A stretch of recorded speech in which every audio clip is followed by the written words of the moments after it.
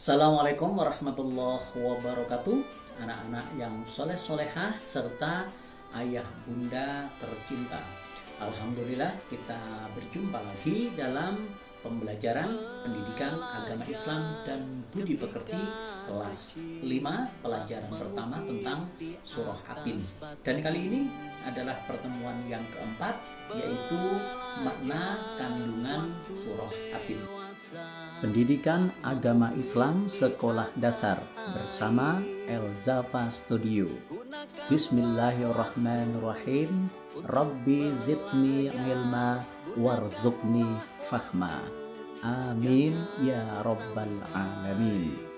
Jangan lupa subscribe dulu karena subscribe itu gratis. Pembelajaran kali ini bertujuan sebagai berikut.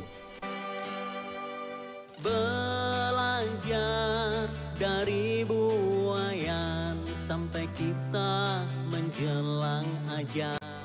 Makna kandungan surah Atin. Bacalah Al-Quran surah Atin dan artinya seperti biasa ya. Kita sudah membaca dan sudah menghafal juga ya. Kita mulai akan kita kaji kandungan surah Atin. Kita lihat arti atau terjemahnya dahulu. Bismillahirrahmanirrahim. Dengan nama Allah yang Maha Pengasih lagi Maha Penyayang. Wattini wazaitun. Demi buah tin dan buah zaitun. Wa turi sinin. Dan demi gunung Sinai. Wa hadzal baladil amin. Dan demi negeri yang aman ini.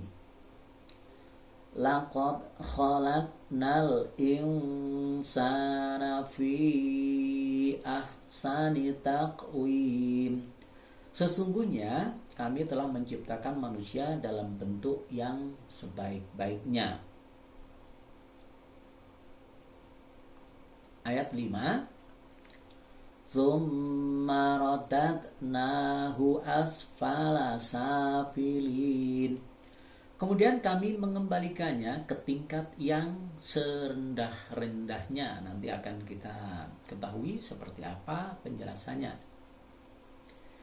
Illalladzina amanu wa amilus shalihat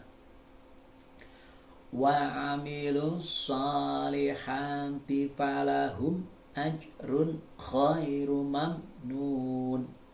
Kecuali orang-orang yang beriman dan mengerjakan amal soleh, maka baginya pahala yang tiada putus-putusnya.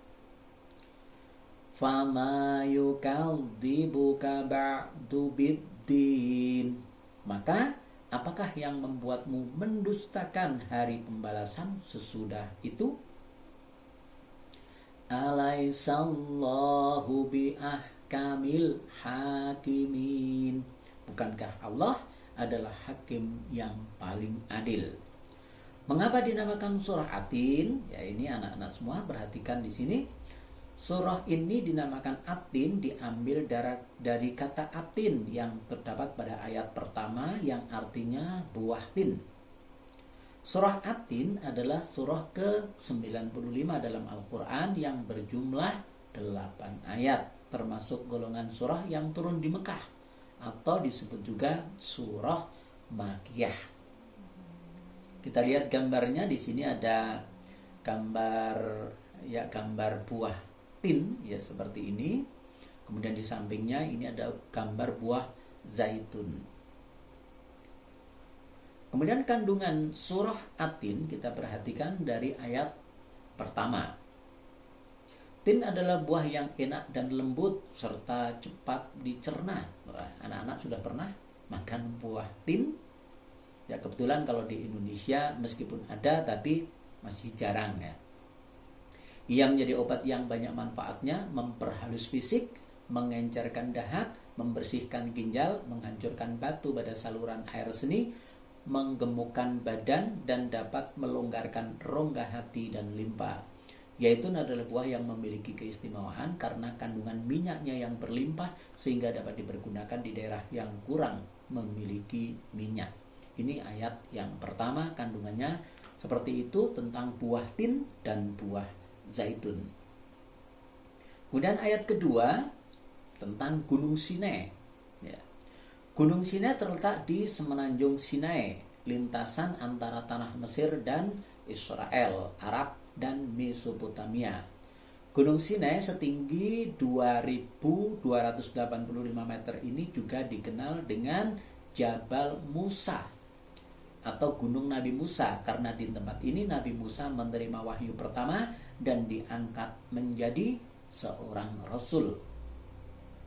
Pada malam Mi'raj, ini peristiwa Isra Mi'raj Nabi Muhammad SAW, Rasulullah berhenti sebentar di tempat ini dan melaksanakan sholat sebagai penghormatan beliau pada kesucian tempat tersebut. Ya, ini ada gambarnya seperti ini, Gunung Sinai, tempat Nabi Musa alaihissalam pertama kali menerima wahyu.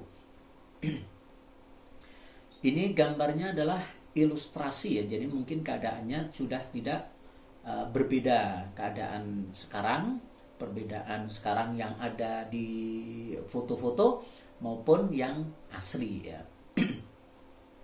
Kemudian ayat ketiga, kota yang aman adalah kota Mekah. Ya, Baladil Amin yang dimaksud adalah kota Mekah.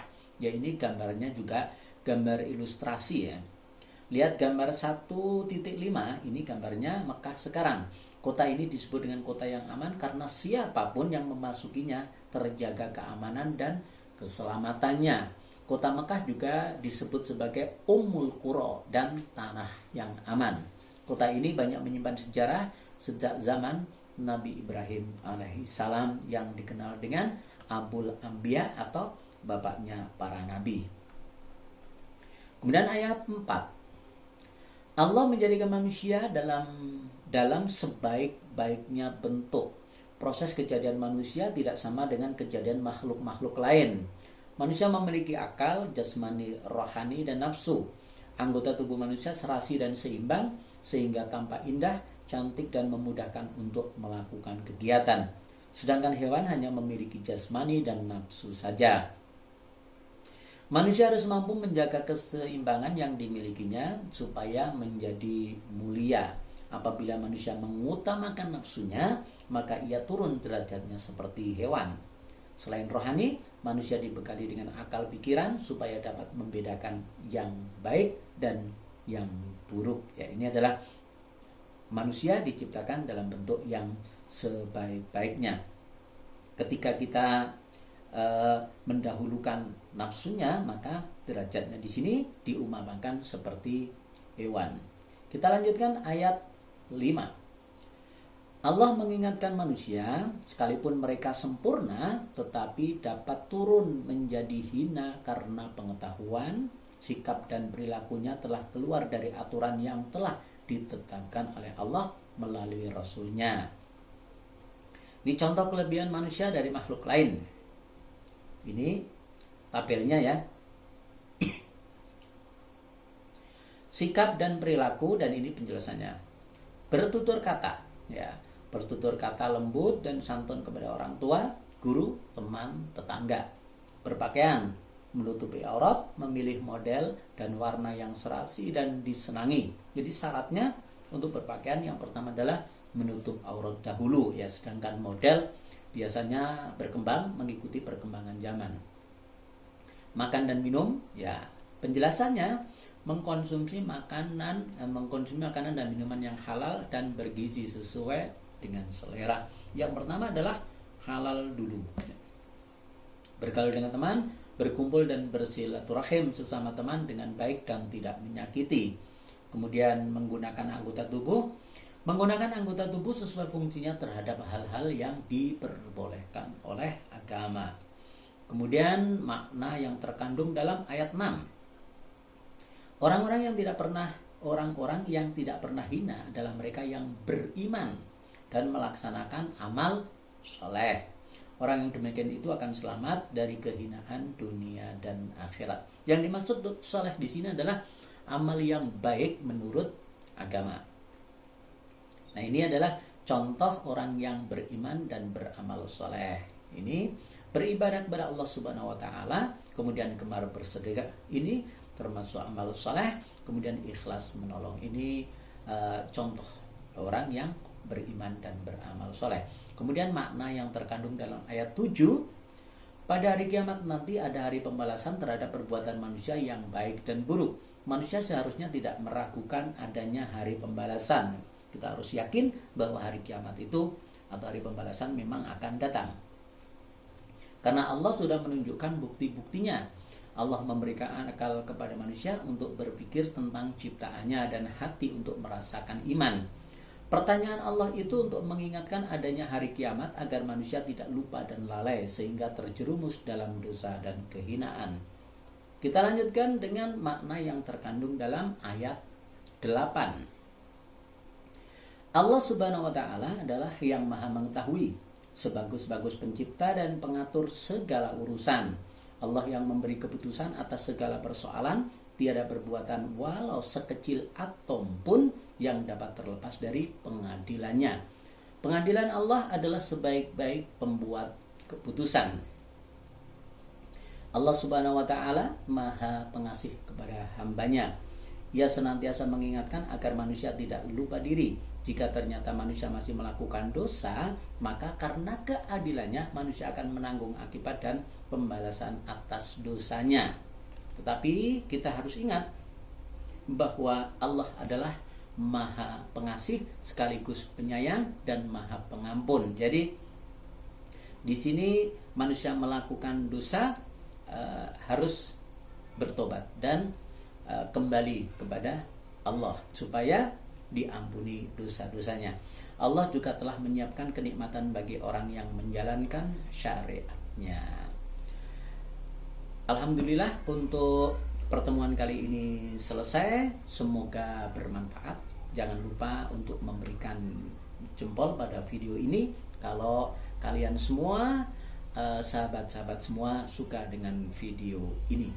Terima kasih, kurang lebihnya mohon maaf yang sebesar-besarnya. Assalamualaikum warahmatullahi wabarakatuh. Subhanakallahumma wa bihamdika asyhadu an la ilaha illa anta astaghfiruka wa atubu ilaik.